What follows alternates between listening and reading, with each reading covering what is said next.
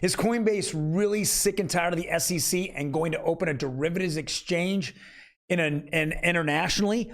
And is Ripple really doing on-demand liquidity or using XRP in India? Those articles, as well as NFTs, might talk about Adidas, Sports Illustrated, maybe a Bored Ape, all that today on OG Crypto and NFTs. Welcome everyone, my name is Troy, and every day for 5 minutes, 5 to 10 minutes, we go over NFTs, which is non-fungible tokens, as well as we go over cryptocurrencies and the blockchain. Now, before we jump into it, do me a favor, hit that subscribe button. Really helps the channel out, and it really gets me out there. I only want to do 5 to 10 minutes on a daily basis, so you're on your drive home, or if you're at home, you want to hear something real quick. Here is the best news that's out there. Let's jump right into it. Tranglo, which is a Ripple partner. Now, a lot of people say, hey, you know, I just saw the quarterly reports. I saw a couple of the different influencers out there, and they talked about, the only thing they talked about, as well as CoinDesk, is that Ripple sold in the first quarter about 322,000 XRP, or $332,000 or million dollars worth of XRP. Now, how much did Ripple buy of XRP? They never talk about that. They also never talk about that Ripple on-demand liquidity is doing about $1 billion a month using XRP to move money throughout the world. Now, as corridors continue to open up, and right now they have 40 markets open, the next big market is India, and it's been just announced at the very end of the first quarter. It was announced, but now it looks like Tranglo, which is a Ripple partner that uses on-demand liquidity, is now talking about it all the time here. So here's Tranglo on Twitter. It says, Tranglo is a global cross-border payment processing hub that supports business payments, mass payout, mass collection, money transfers, and mobile top-up. All right, and then here it is, 17 hours ago. It says Ripple on-demand liquidity in India. Payment solution offers optimized liquidity for cross-border payments, including complex corridors like Brazil, Mexico, India, Southeast Asia, using XRP as a neutral bridge currency for various fiat currency pairs. Guys, I don't care if you're on the side of Bitcoin and Ethereum, or you're on the side of Ripple or XRP. This is enormous crypto news. It just gets brushed under because everybody wants clickbait. And what's clickbait? Bitcoin and Ethereum. What's actually utility? What's actually affecting our world? It's not Bitcoin and Ethereum, guys. Bitcoin will never, ever be a currency that's going to be transmitted and a central bank is going to use. Why? Because they can't control it. Come on, let's be honest. Who even knows how much each person or each government owns? Right now, we're hearing that the federal government, the U.S. government, owns is a top 3 in the ownership of Bitcoin. How much does China own? Nobody really knows. 75-ish% is not on any exchange. So they're in cold wallets. And as we reported a couple weeks ago, that those cold wallets are now being moved around and Bitcoin's being moved around. But that begs the differ of who owns those wallets. They've been inactive for 10 years. This is really, really cool. So here, let's go to Tranglo's website, and it says, Ezy Remit boosts cross-border payment capabilities with Tranglo tie-up. This was from February 27th of this year, right? So a month and a half ago, 2.5 months ago. Tranglo today announced the Ezy Remit, one of Australia's fastest growing fintech companies, will use Tranglo's cross-border payment solutions to enhance remittance services. As part of Tranglo's global push for Ripple's on-demand liquidity, the partnership will also allow Ezy Remit to leverage ODL, on-demand liquidity, to maximize working capital, delivering quick and cost-efficient transactions across key corridors, including Indonesia, Philippines, Vietnam, Thailand, India, and Bangladesh. My Lord. Okay, we're seeing the back end. Now, a lot of you out there, well, I don't hear about it in the news. I don't hear. It's going to be on the back end, meaning that if I walk into the bank, Bank of America, Wells Fargo, Chase, and I say, I want to go send $10,000 from here to Mexico, it will be able to do it within 3 seconds for just under, it might be under a couple of pennies instantly. It will be on the back end. Each one of those banks, they'll want to tout that they're the fintech company, and they'll have their own little cutesy names, Chase Quick or Quick Chase or whatever. They'll use it, but they're ultimately using they're not using their own system. They're using blockchain, which is Ripple is at the forefront of the global payments across the world. All right, let's jump into Coinbase. Coinbase opens offshore crypto derivatives exchange based in Bermuda. Jeez, how terrible. How terrible. It's a double fingers up to Gary Gensler and the SEC. Coinbase International Exchange will not be open to US traders. Of course, he doesn't want to continue to irritate the SEC. They already received the Wells notice, which means an intent to sue. So SEC sent a Wells notice to Coinbase to sue them for selling securities.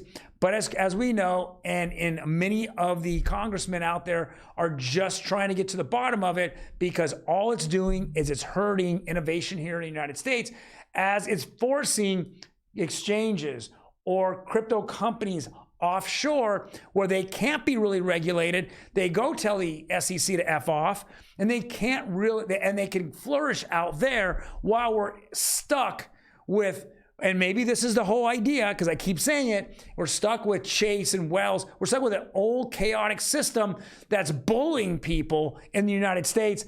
Thank you, Mr. Biden, who continues to go after crypto, him and his regime. In fact, we have breaking news is that now miners, anyone that's using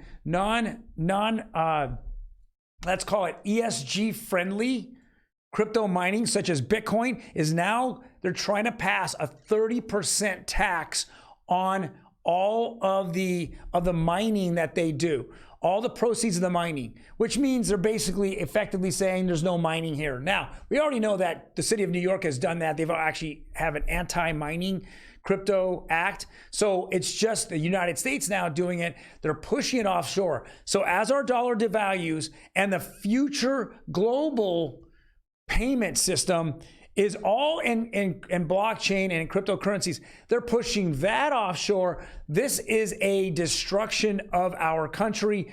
There isn't even a question about it. It's obvious. If you vote for these bozos, that's what you expect. Inflation and the old chaotic system in which we are paying through our fees, through Chase fees, Wells fees, doesn't matter, Bank of America fees, the FDIC, for all the failures that are happening, or the bank failures that are happening, we're paying for it. They don't care if Janet Yellen says the banks are paying for it. The bank just passes it on along to us as fees. That's all they do.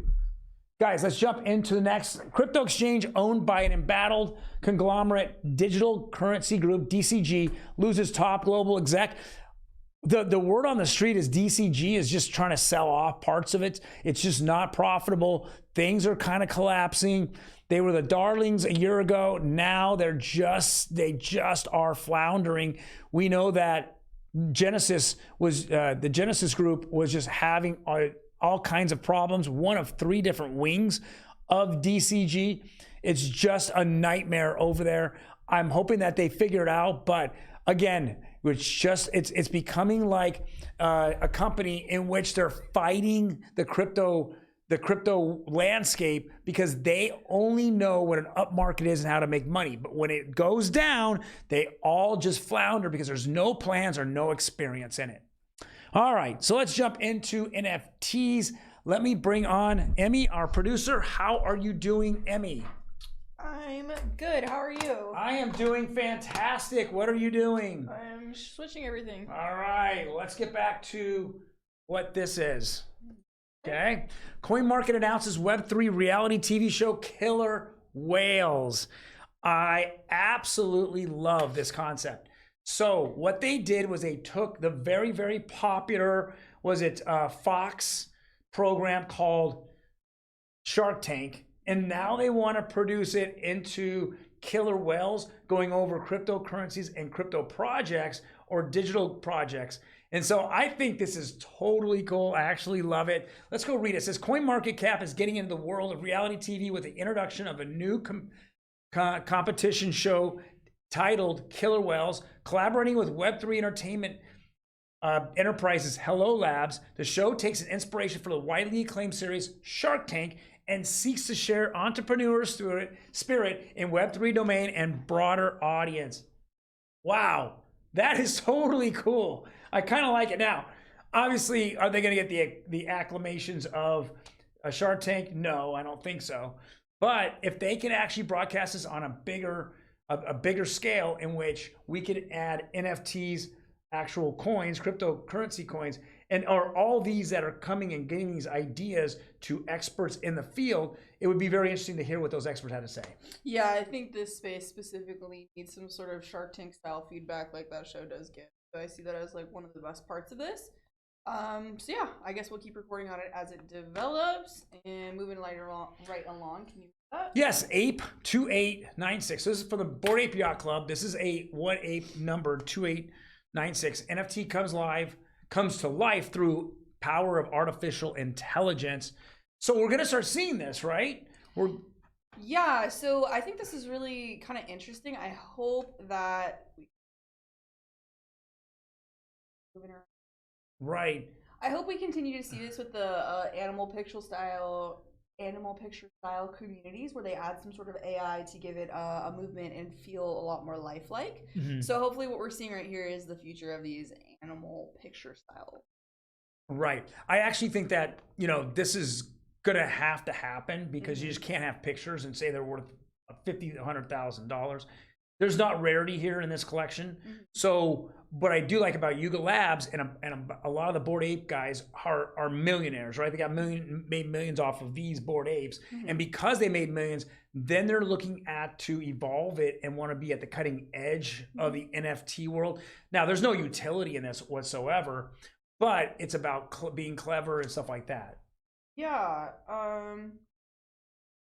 I think mainly here, what's interesting is you can kind of chat with him. Yes. See right here, this live stream chat. That's super interesting. Well, he's playing these things too. So he played the poker, which was before. Now he's involved in this whole casino outfit here. So it's one of these things where you're watching apes do these things, even though there's someone behind them. They want artificial intelligence to figure this out. So I'm pretty sure this is just an ad. Like this is right. It's just what the capabilities of this, and then that you're able to chat with him. That's kind of interesting. But let's continue on to our next one. Well, it looks like Sports Illustrated launches NFT ticketing platform on Polygon. Now, I only say this because it's their very first attempt. It says Sports Illustrated ticketing marketplace SI Tickets has developed box office in partnership with Ethereum software company Consensus. Now, Ethereum is not the place you want to put this at. Polygon actually is. It's cheaper. But they're trying to have a ticketing platform, I think like StubHub or something like that. Obviously, they're not giving that the initial ticket sales aren't on here, but they're getting a secondary sales platform. And that's what they're doing here. Sports Illustrated has the name. I don't know if this is actually going to come to fruition. Who knows? Yeah, I'm not super sure on this one either, but I think this is at least going in the right direction. Because when it comes to NFTs and ticketing, they're going to be the future hand in hand. So at least we're seeing this continuing to move in that direction that we keep beating on over. Which is good. I mean, but then again, I don't want it to feel like it's a cash grab either. Yeah. Right? I mean, this needs to be done well. And in fact, I'm surprised like StubHub or some other major secondary market ticket sales company hasn't gone to Sports Illustrated and partnered with them, because Sports Illustrated has the name and that other company could possibly have the secondary sales. Don't they do one really big party a year? If I remember correctly, there's some sort of Sports Illustrated party, I want to say in Miami. Well, I might be making there's an up. edition, a swimsuit edition. Yeah, I remember something along like the lines of that, so I could see how this would go hand in hand with that and why Sports Illustrated does it. So, all right, we are out of here for today. Thank you so much for joining us. You have a sign off? Peace. Oh, good Lord. Okay, bye.